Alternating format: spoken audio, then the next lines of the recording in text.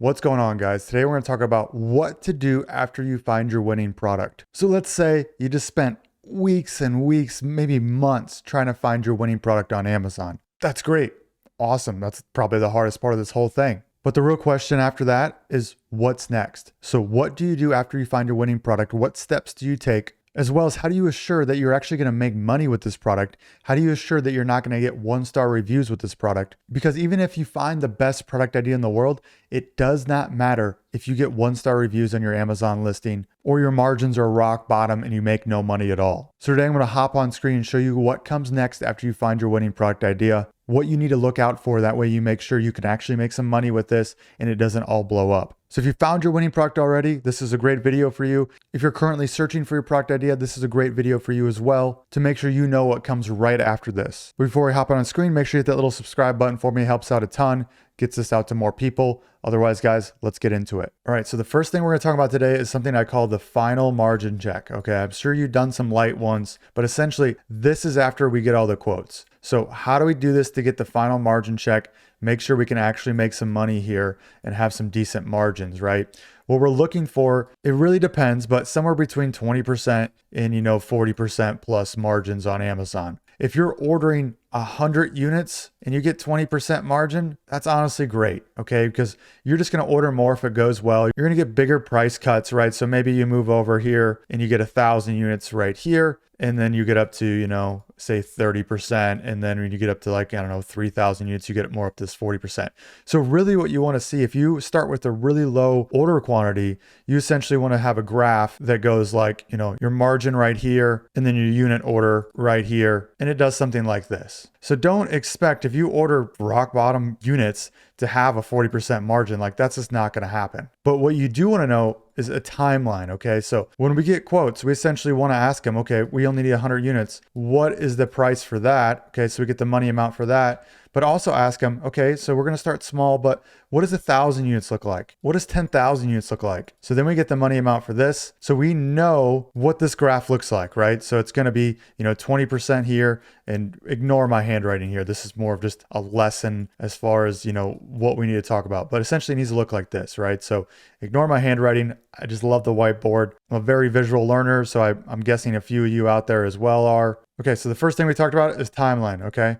Now let's figure out, how do we actually get those final numbers? So number 2 and number 3 are going to be getting your final quotes for shipping and product costs. Okay, so product right here, right? And then with shipping here. So how do we do this? So we'll get in this a little bit more, but obviously we reached out to suppliers, we gotten samples, we picked our final supplier here. We figured out packaging. We figured out exactly what our design's going to be. We figured out how many we're actually going to order. So say it's, 500 units here. So we get this cost right here. Then we get shipping quotes. I personally don't like using suppliers to do my shipping for me because there's a conflict of interest there. Also, I've run into issues where I order more product, my cost of goods go down, and then my shipping increases per unit for them trying to make up for the difference there. So I like to do shipping with a third-party freight forwarder. I like to have a few on deck. I have about 3 right now that I get quotes from. Okay, so we're gonna go to our quote here, get our quote here. Then we're gonna calculate our COGS. So what is COGS? COGS is just cost of goods sold. And this is how I like to calculate my COGS for Amazon. It literally is just per unit cost from the supplier plus per unit cost shipping. So say we have, just make math easy, a $10,000 bill. So let's say we have 7,000 in product, right? I'm just using round numbers here, and a $3,000 shipping bill. And we got 1,000 units here, right? Just ignore this for 500. I just want to make my math easy. And we got 1,000 units here. So right here's 7,000, right here's 3,000. We're gonna put parentheses around there and divide by 1,000 units. Okay, so this would be $10,000 in total, divide by 1,000. That equals $10 per product. Now you're sitting there probably saying, Cameron, what about ads? What about other shipping costs? What about everything else? Yes, that stuff's important. But at first, that's all variable, right? That's all in your control, how much you spend on ads, all that good stuff. Right now, all we want is a gross margin, okay? So this is your gross COGS, I guess, to put it this way. So it's your gross COGS, right? We don't add this up because this is what it takes to get to the country you're selling in, whether that's the US or to your FBA warehouse. So we just want this number here so we can actually run some numbers and know what's going on. So this is my most important number when I'm getting my final cost. Then what we're gonna do from there is obviously we got to run it through the revenue calculator of Amazon, which you can just Google this, or you can use Helium 10 or Jungle Scout, and you can use the profitability calculator. So if you're going to be just like someone else, well, your package is probably going to be very similar on the size, the weight, all that good stuff. So we can go into here and start running our numbers. Another reason I don't like to do this is because this freight cost is variable. You can't do that math in your head. So I'd rather just put that at 0, put $10 in here, and know what my margins are going to be. So we see $13 here, 40%. And this is after the FBA fee, right? And the referral fee on Amazon. So this helps you figure out, okay, what if we have no ads, no anything else, right? We have a gross margin of 40% on Amazon. This is what you're looking for, okay? You want this number because everything else, again, like I said, is variable. Yes, it matters, but we need to know what the gross is so we know what we have to work with. If your gross is 10%, you're not going to have a good time. We have things like ads and returns and a bunch of other stuff, storage fees. So we need a high enough margin to make sure we have enough wiggle room to play with. Yes, calculate it after, but also calculate it before. This kind of gives you the base, like there's potential here. If you guys don't have Helium 10, what you do is just grab the ASIN with the URL right here, copy, revenue calculator, put it right here, run the same numbers. Now, I don't like this one as much because they do give you a lot more variables here, and it doesn't seem that great with it. It just seems to be a lot more confusing when it comes to this because they want to factor in storage cost, all that good stuff. Yes, that matters, but I'm caring more about that after the fact because I'm going to see those numbers monthly to make sure I'm running as lean as possible and keeping those storage fees down. So if we calculate everything, you're not going to have a good time, right? Like there's no way you can know those numbers exactly. There's no way you can get it perfectly. So I'd rather just get the gross margin. And if it's good enough, I know I have the ability to work with everything else and do my numbers after selling for the month to make sure, okay, my PPC is 30%. I need to bring that way down. Or hey, my returns were 18%. I need to figure that out. Or hey, my storage fees were 20%. I need to figure that out. I'm going to put half in the 3PL, half in Amazon. I'm going to trickle inventory in. So make sure you guys calculate your COGS. Make sure you get the final numbers before you move forward and place your order. Don't go spend $5K and then learn the hard way what your actual margin is. Okay, you're going to have a bad time if that's what you do. Okay, so we have margins figured out, right? Very important to make sure we're going to make some money there, or at least have a path where our margins are going to get better as we scale up. Next, we're going to talk about hammering quality. This is probably just as important as margins. Margins obviously make money, but quality, if we get 1-star reviews on our listing, it's over. Best product idea in the world doesn't matter if it's got 2-star review rating on Amazon or your first 20 reviews are 2 stars, 1 stars, 3 stars. There's just too much competition where we can't allow that to happen. So number one here, this comes down to picking your supplier, obviously. Okay. There's suppliers that have better quality, suppliers that have less quality. Obviously there's some wiggle room. There's some things we can do to tip the scales in our favor to get quality, even with any supplier we pick. But first of all, we want to get a person who's got good quality just overall. Okay. So how do we do this? One, we're talking to them, of course. We're narrowing it down to our favorite ones, and then we're going to get samples. You guys know this. Do not skimp on samples. That's stupid. I don't know how many times when I thought I knew what the supplier I was going to pick was, and then I got suppliers from 3 different people. Then I realized the person I was talking to had the inferior product, okay?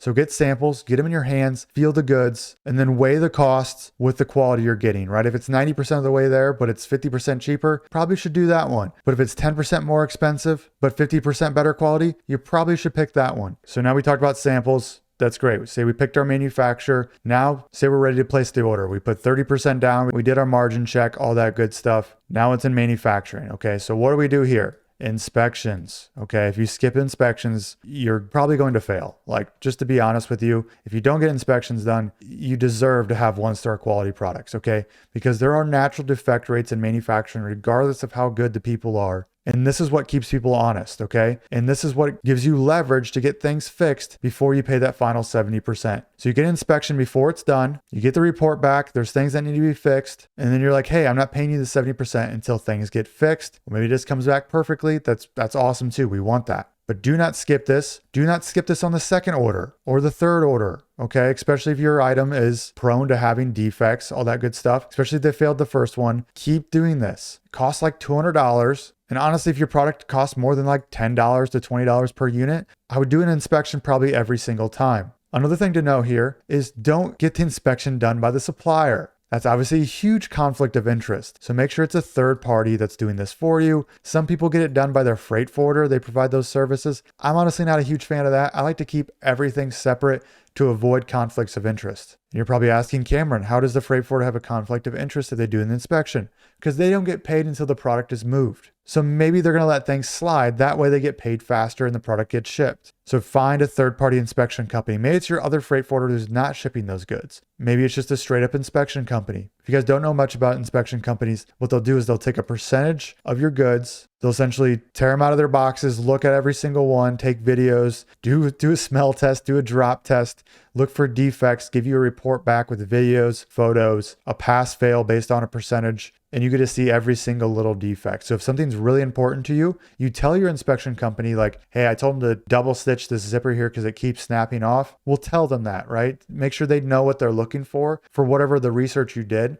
that needs to be fixed. Make sure they're looking at that and hammering that. Also, if you have a really high priced item, say, you're selling something for $100 and it costs, $40 per unit to make, I would probably get premium inspection services done. What I mean by that is say you only get 500 units made. Well, the inspection company just by default will grab like 125 of those units. They'll ignore 375 because they're just looking for a percentage, right? When we're talking 500 units and a $40 cost of goods over here, that's what is that? $20,000? So to me, looking at 125, it's not enough. So pay them double, ask them whatever it is to maybe look at 300 to what it cost to look at them all. Okay, your supplier's going to hate this. Who cares? You're putting $20,000 on the line or $5,000 or whatever it is. Tell them to look through all of them or how many they can do. Just, get the pricing for this, talk about this. Because again, you have the leverage with the 70% that hasn't been paid yet. So if they look at 300 units and they find, say 20 minor defects and, 8 major defects,